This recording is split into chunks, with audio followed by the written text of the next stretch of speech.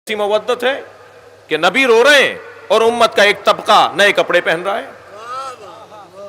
یہ کیسی مودت ہے, یہ کیسا نبی سے پیار ہے, یہ کیسا اجر رسالت ہے کہ نبی کی آنکھوں میں آنسو ہیں صواعق محرکہ میں. جی ابن حجر اسقلانی نے, علماء اہل سنت نے اس روایت کو لکھا نہیں جو حضرت ام سلمہ فرما رہی ہیں کہ میں نے خواب میں دیکھا عصر عاشور کہ نبی کے سر پہ عمامہ نہیں تھا, آنکھوں سے آنسو جاری تھے, چہرے پہ خاک لگی ہوئی تھی, اور آپ گریہ کرتے ہوئے فرما رہے تھے میرے حسین کو مار دیا. مودت. جب حضرت ابراہیم کی رحلت ہوئی, میرے بچے اور جوان لے جائیں ان دلیلوں کو اپنے دوستوں کو دینے کے لیے.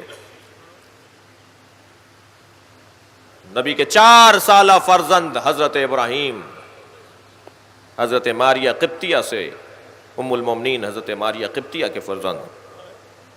ایک دن نبی نے اپنے ایک زانوں پر حضرت ابراہیم کو بٹھایا ہوا اور ایک زانوں پر امام حسین کو. ہم سن تھے دونوں, امام حسین اور ابراہیم دونوں ہم سن تھے, ایک سن و سال کے تھے, دونوں زانوں پہ دونوں بچے بیٹھے ہیں.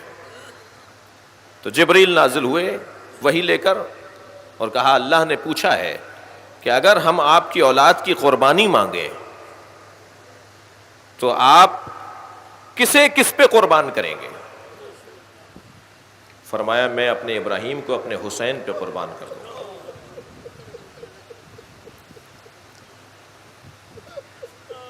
جیسے ہی نبی مکرم نے ابراہیم کو حسین پہ قربان کرنے کا اظہار کیا,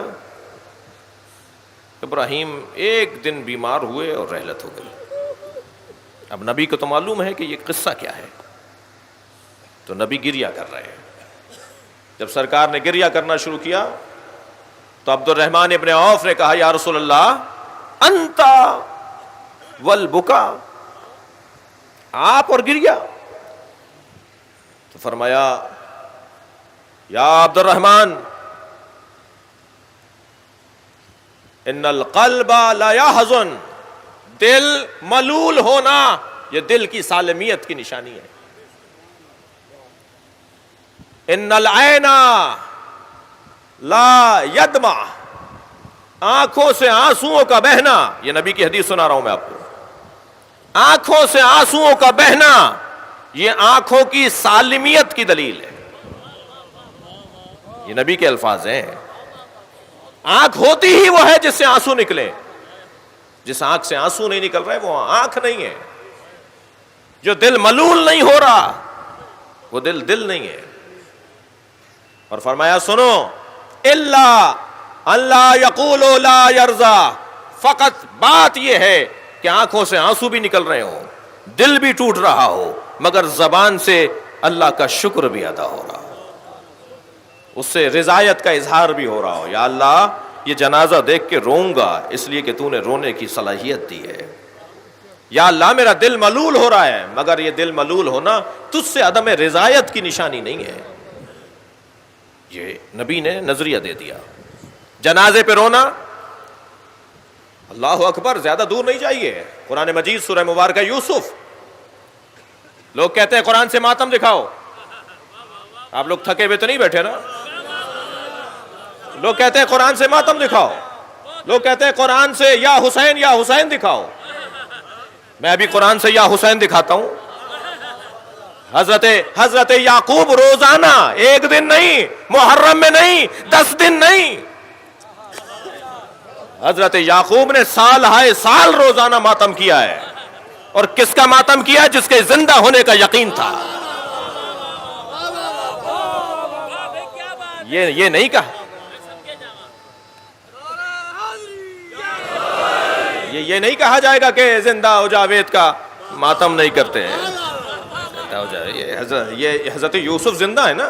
حضرت یعقوب کیا کہہ رہے ہیں؟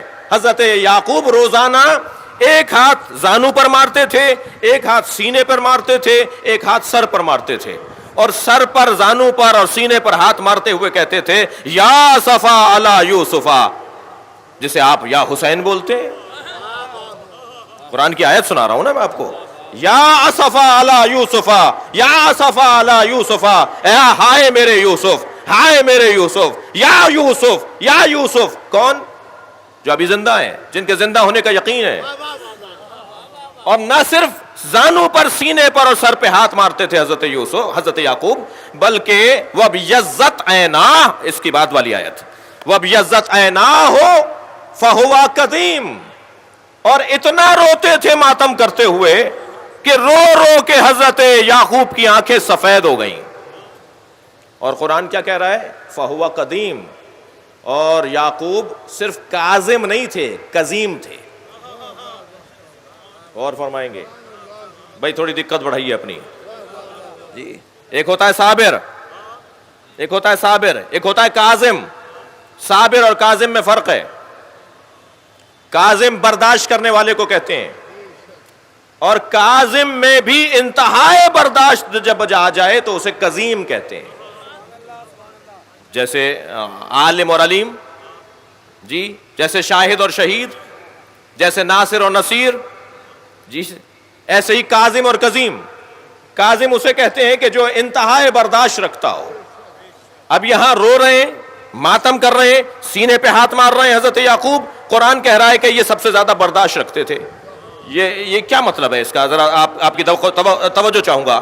یہ کیا کہہ رہا ہے اللہ؟ کیا بتانا چاہ رہا ہے؟ کیا مطلب ہے اس آیہ کریمہ کا کہ حضرت یعقوب سینے پہ، زانوں پہ، سر پہ ہاتھ مارتے ہوئے یا اسفا علی یوسف، یا اسفا علی یوسف کا نوحہ بلند کرتے تھے اور آنکھوں سے آنسو گراتے تھے، اور اتنے آنسو بہائے کہ آنکھیں سفید پڑ گئیں. اور قرآن کہہ رہا ہے فہو قدیم، اور یہ بہت زیادہ برداشت کرنے والے تھے.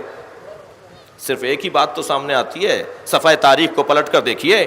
جنہوں نے یعقوب کے بیٹے حضرت یوسف کو کنویں میں ڈالا تھا وہ سامنے نظر آ رہے ہوتے تھے، تب بھی ماتم کرتے تھے اور برداشت کرتے تھے.